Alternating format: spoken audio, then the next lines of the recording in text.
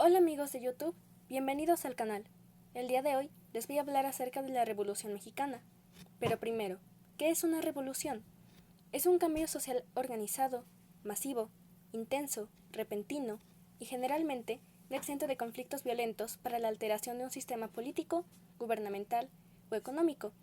La Revolución Mexicana es el conflicto armado que se dio entre 1910 y 1917, que se inició como una lucha en contra de la perpetuación del poder del general Porfirio Díaz, pero derivó en una guerra civil entre facciones que luchaban por la auténtica revolución. Los principales caudillos fueron Francisco Ignacio Madero González, un político y empresario mexicano que buscaba lograr la regeneración democrática de México a través del sufragio efectivo y no reelección de los funcionarios públicos. José Doroteo Arango Arámbula, o mejor conocido como Pancho Villa, que buscaba frenar el abuso que ejercían los hacendados en los campesinos y derrocar a los grupos establecidos en el poder público. Emiliano Zapata Salazar, quien buscaba la justicia social, libertad, igualdad, democracia social, respeto a las comunidades indígenas, campesinas y obreras. Pascual Orozco Vázquez, quien se unió a la revolución para obtener la restitución de los campesinos de las tierras injustamente arrebatadas durante el porfiriato, y Álvaro Obregón Salido, que consolidó las alianzas del Estado con las organizaciones populares, campesinas y obreras e impuso los ideales más avanzados y progresistas de la Constitución de 1917. El precursor de la revolución, junto a otros caudillos, fue Madero, cuando se presentó como candidato por parte del Partido Nacional Antirreeleccionista, aunque poco antes de las elecciones, Porfirio Díaz Mori lo mandó encarcelar, y las elecciones fueron ganadas por este. Mientras estuvo encarcelado, Madero creó el Plan de San Luis para el derrocamiento y desconocimiento de Díaz como presidente del país. Fue fechado el 5 de octubre en San Luis Potosí, y como consecuencia se levantaría la revuelta contra la dictadura el 20 de noviembre de 1910, que se extendería a toda la nación. La revolución se divide en tres etapas: la etapa maderista, de 1910 a 1913, la lucha contra Victoriano Huerta, de 1913 a 1915, y la guerra de facciones, de 1915 a 1917. La primera etapa buscaba liberalismo y democracia. Prácticamente todo el norte y centro del país escuchó el llamado de Madero y se preparó para levantarse en armas. Para el gobierno, el grupo más peligroso por su cercanía a la Ciudad de México y porque estaba muy bien preparado, fue el concentrado en Puebla, comandado por la familia Cerdán. Contra ellos se lanzó el ejército y acabó con todos los conjurados el 18 de noviembre de 1910. El grupo más numeroso de revolucionarios se concentró en el norte del país. Su dirigente intelectual fue Abraham González, y como militar se distinguió Pascual Orozco. Entre la tropa pronto comenzó a destacar a Pancho Villa. En el sur se adhirieron al Plan de San Luis los campesinos del estado de Morelos, con Emiliano Zapata a la cabeza, esperanzados en que las tierras les fueran devueltas tal y como el plan lo mencionaba. El 20 de noviembre comenzó la Revolución Armada. Los triunfos fueron sorprendentes y rápidos. Para principios del siguiente año, las principales ciudades habían sido tomadas. Yves Limantour, el principal secretario del gobierno del Porfiriato, envió un emisario a Madero y le propuso una entrevista. Madero aceptó y firmó los acuerdos a los que llegó con el representante del gobierno, el cual contenía los puntos siguientes.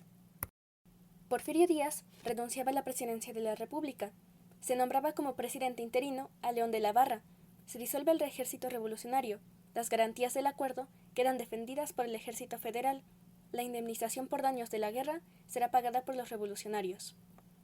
Efectivamente, Díaz renunció a la presidencia y en marzo de 1911 abandonó el país. Madero llegó triunfante a la capital, acompañando al presidente interino León de la Barra. Pasaron los meses y ningún cambio se veía llegar. Los zapatistas se desesperan y vuelven a tomar las armas para exigir que les sean devueltas las tierras. Madero se entrevistó con Zapata para pedirle que dejara por el momento la lucha agraria, ofreciéndole a cambio una hacienda en Veracruz. Zapata no aceptó y rompió relaciones con él.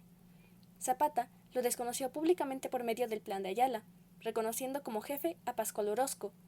Los porfiristas fueron ganando posiciones, crecía la desilusión e indignación de los revolucionarios. Los porfiristas, encabezados por Félix Díaz, secundados por Bernardo Reyes y Victoriano Huerta, planearon dar un golpe de estado a Madero. La decena trágica, del 8 a 18 de febrero de 1913, en el cual se fraguó el golpe de estado, estuvo sitiado en la Ciudad de México. Finalmente, fueron obligados a dimitir Madero y Pino Suárez y fueron asesinados por orden de Huerta. La etapa de lucha contra Victoriano Huerta comenzó con él autonombrándose presidente, lo que unió a los revolucionarios. Huerta escribió a Zapata y a Orozco para que se unieran a él. Zapata rechazó la propuesta, Orozco aceptó. Venustiano Carranza, que había sido gobernador durante el Porfiriato, desconoció a Huerta y promulgó el Plan de Guadalupe, por medio del cual pedía a los mexicanos levantarse en armas contra la dictadura de Huerta. El gobierno de Estados Unidos envió un ejército en calidad de observador, el cual desembarcó en Veracruz. Huerta pretendió utilizar este hecho para unificar a los revolucionarios con él, transformándose en su líder y repudiar a los invasores. Carranza, con certera habilidad política, dio el giro diplomático y logró la salida del ejército extranjero del país. Los zapatistas acrecentaron su lucha, logrando penetrar en la capital del país. Por su parte, en el norte, Carranza integró al ejército constitucionalista, formado por 3 grandes divisiones: la de Oriente, al mando de Pablo González; la de Occidente, comandada por Álvaro Obregón; y la del Norte, por Francisco Villa. Para agosto de 1914, las divisiones de Obregón y González llegaban a Teoloyucán, a unos cuantos kilómetros al norte de la capital del país, por lo cual Huerta huyó. Posteriormente, las diferencias entre las facciones revolucionarias se volvieron contundentes, particularmente durante el desarrollo de la Convención de Aguascalientes, por lo que se inició la etapa conocida como lucha de facciones, en la cual se enfrentó al ejército convencionalista, comandado por el general Francisco Villa, y el ejército constitucionalista bajo el mando del general Álvaro Obregón. Las diferencias llegaron al campo de batalla, en Celaya, Guanajuato. Acontecieron una serie de combates que terminaron con el poderío villista y dieron la victoria al ejército constitucionalista. La primera batalla se libró del 6 al 7 de abril. Al avanzar los villistas sobre Celaya, sin embargo, fueron detenidos por el dispositivo de defensa de Obregón. Durante el día 7 se consumó la derrota de Villa. Del 13 al 15 de abril se desarrolló la segunda batalla, que resultó un desastre para los villistas. Después de las batallas, paulatinamente, Villa perdió su fuerza militar, limitándose a partir de entonces a combatir de forma aislada. De este modo, el gobierno de Venustiano Carranza se consolidó. La estabilidad alcanzada le permitió promulgar la Constitución Política de 1917. La Constitución de 1917, todavía vigente 100 años después, consta de 137 artículos. Esta contiene 3 artículos esenciales. El artículo 3, que establece una educación gratuita, laica y obligatoria, y secularizó el Estado mexicano.